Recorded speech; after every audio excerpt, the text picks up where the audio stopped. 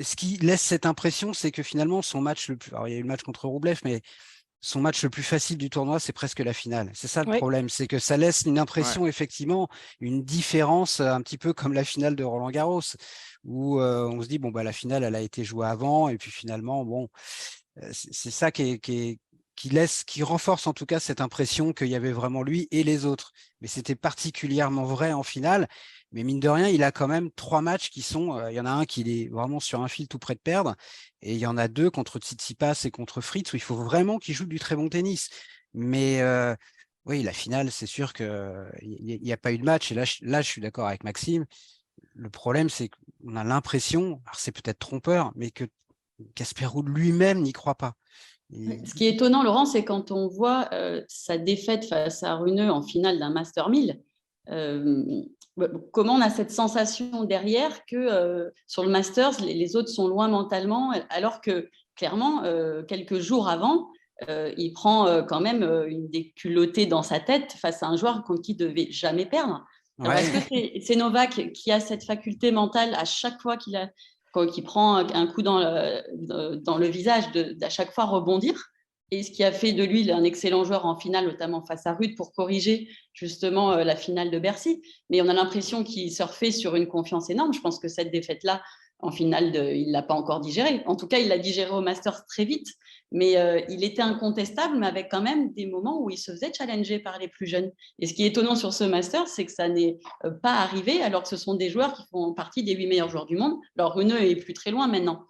Mais on se dit, s'il a eu mal face à Rune sur une grande finale, est-ce qu'il va être capable d'aller au bout de ce Masters qu'il n'a pas gagné depuis pas mal d'années? Et finalement, ça a été un scénario complètement différent. En tout cas, Casper Ruud, la différence pour moi, c'est que Runeux, il a un côté. Encore une fois, il on a en avait peur de parlé. rien. On en avait parlé après Bercy. C'est Patrick Mouratoglou, qui a rejoint son équipe et qui disait, et c'est vraiment très très révélateur, qu'il a une telle force de conviction en lui que tu peux lui mettre Novak Djokovic ou qui tu veux en face. Évidemment, ça change quelque chose. C'était sa première finale de Masters 1000. C'est le meilleur joueur du monde en face de lui, encore plus en indoor. Mais il est persuadé qu'il peut le faire. Et moi, j'ai pas l'impression que Casper Ruud soit persuadé qu'il peut le faire. Alors évidemment, si tu lui demandes avant le match, est-ce que vous y croyez? Bien sûr qu'il va dire oui, mais cette conviction-là, elle doit pas venir de la bouche, elle doit venir du fond des tripes, c'est-à-dire ça doit être au fond de lui. Et je n'ai pas l'impression que ce soit le cas. Et c'était déjà très révélateur à Roland-Garros.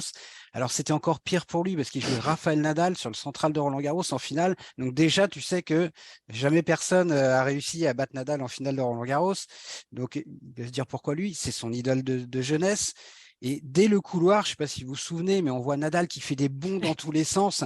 Et j'ai l'impression que Ruud, il baisse la tête, il rase les murs. La finale, elle est jouée avant qu'elle ne commence. Je ne crois pas qu'il est encore trop respectueux. On le Si. sent. C'est une forme de. On ne dit pas que Runeux ne l'est pas, ça. mais c'est une forme de respect parce qu'il est en finale de tous les majeurs. Donc c'est que tennistiquement, il a sa place.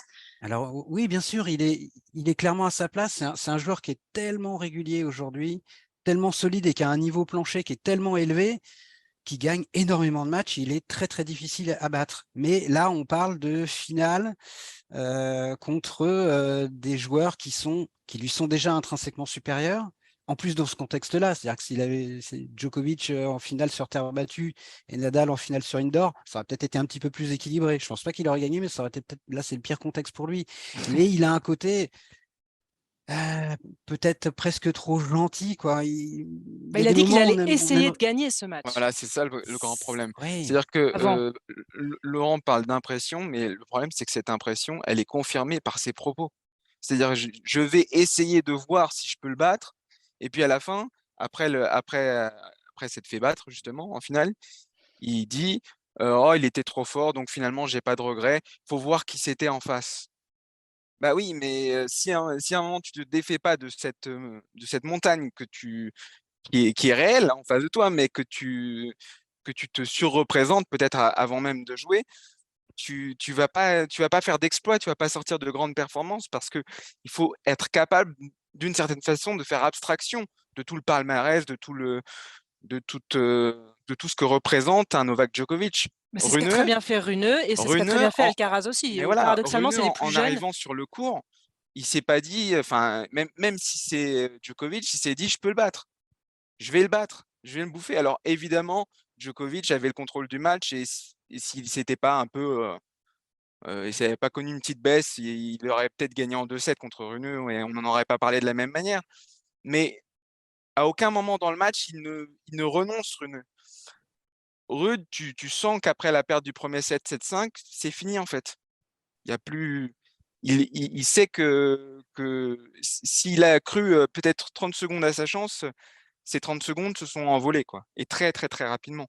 Et en fait, c'est ça le problème. C'est-à-dire que quand on regarde une finale de Masters ou une finale de Grand Chelem, on ne veut pas avoir l'impression qu'au bout d'un set, c'est fini. Et c'est ce qu'on a eu.